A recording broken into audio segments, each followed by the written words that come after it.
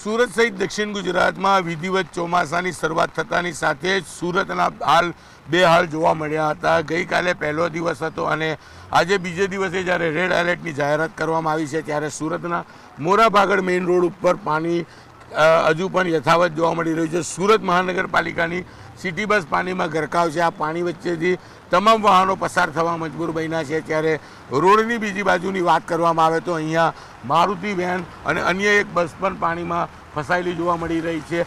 સતત બીજે દિવસે વહેલી સવારે વરસાદે ધીરી ગતિએ શરૂ થઈ ધમાકેદાર બેટિંગ શરૂ કરી છે ત્યારે હવામાન વિભાગ દ્વારા રેડ એલર્ટની જાહેરાત કરવામાં આવી છે। તેને લઈને મહાનગરપાલિકાનું તંત્ર અને કલેક્ટરનું તંત્ર એક્ટિવ મોડ પર મૂકવામાં આવ્યું છે। સતત તેઓ મોનિટરિંગ કરી રહ્યા છે। જ્યાં પાણી ભરાઈ ગયાની સમસ્યા સામે આવતા મહાનગરપાલિકાની ટીમો પહોંચી રહી છે। પ્રી મોન્સૂનની કામગીરીમાં સુરત નિષ્ફળ છે। ગઈકાલના દિવસમાં સુરતના તમામ વિસ્તારોમાં જ્યાં જુઓ ત્યાં પાણી જોવા મળતું હતું ત્યારે આજે બીજો દિવસ છે ત્યારે કહી શકાય કે હવામાન વિભાગની આગાહી વચ્ચે સુરતમાં વહેલી સવારે શરૂ થયેલા વરસાદે ફરી પાણી ભરાવાની શરૂઆત થઈ ચૂકી છે। ત્યારે સુરત શહેરની તમામ શાળા અને કોલેજોમાં તંત્ર દ્વારા રજા ડિક્લેર કરવામાં આવી છે। ચોક્કસપણે આ પાણી વચ્ચેથી લોકો પસાર થઈ રહ્યા છે ત્યારે દ્રશ્ય જોઈ શકાય છે કે બસ અને મારુતિ વાન ડૂબી છે ત્યારે કેટલાક લોકો સાહસ કરી આ રોડમાંથી ગાડી લઈને પસાર થતા હોય છે। ધીરે ધીરે પાણીનું સ્તર વધી રહ્યું છે અને જે રીતે રાત્રે વરસાદ ધીરી ગતિ હતો ત્યારે સવાર થતાની સાથે જ ફરી એક વખત વરસાદે પોતાની ગતિ પકડતા લોકોની ચિંતામાં વધારો થયો છે। દ્રશ્ય જોઈ શકાય છે કે લોકો આ પાણી વચ્ચેથી પસાર થવા મજબૂર બન્યા છે ત્યારે બીજે દિવસે પણ સુરતના હાલ બેહાલ અને સુરતની સુરત બગડે તેવા નજારા ફરી એકવાર સામે આવી રહ્યા છે। જો કે વરસાદે પર ફરી એક વખત ધીરી ગતિએ શરૂ કરેલી બેટિંગમાં ધમાકેદાર એન્ટ્રી કરી છે। કાળા ડિબાંગ વાદળો વચ્ચે સુરતનું વાતાવરણ ખુશનુમા બન્યું છે અને ગરમીથી ચોક્કસ લોકોને રાહત મળી છે। પણ જે રીતે છેલ્લા 2 દિવસથી વરસાદ પડી રહ્યો છે તેને લઈને ડાયમંડ અને બ્રિજ સિટી તરીકે ઓળખાતા સુરતની સુરત ચોક્કસપણે બગડી છે।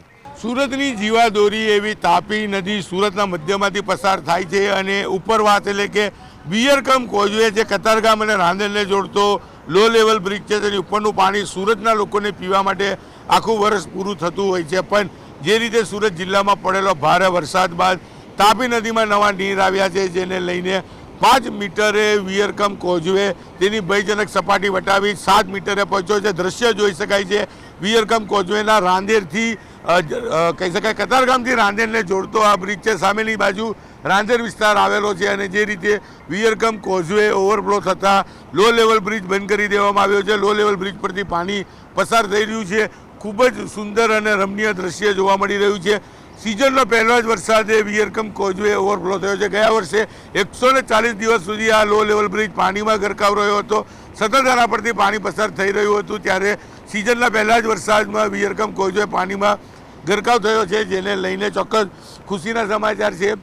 જે રીતે કાળા ડિબાંગ વાદળો વચ્ચે બીજા દિવસે પણ વરસાદ અવિરતપણે વરસી રહ્યો છે અને ગઈકાલે 10થી લઈ 14 ઇંચ સુધી જે વરસાદ વરસ્યો હતો જેને લઈને સુરતની સુરત બગડી હતી ત્યારે બીજા દિવસે પણ સતત પડી રહેલા વરસાદને લઈને સુરતના જનજીવન પર મોટી અસર થાય તેવી શક્યતાઓ છે।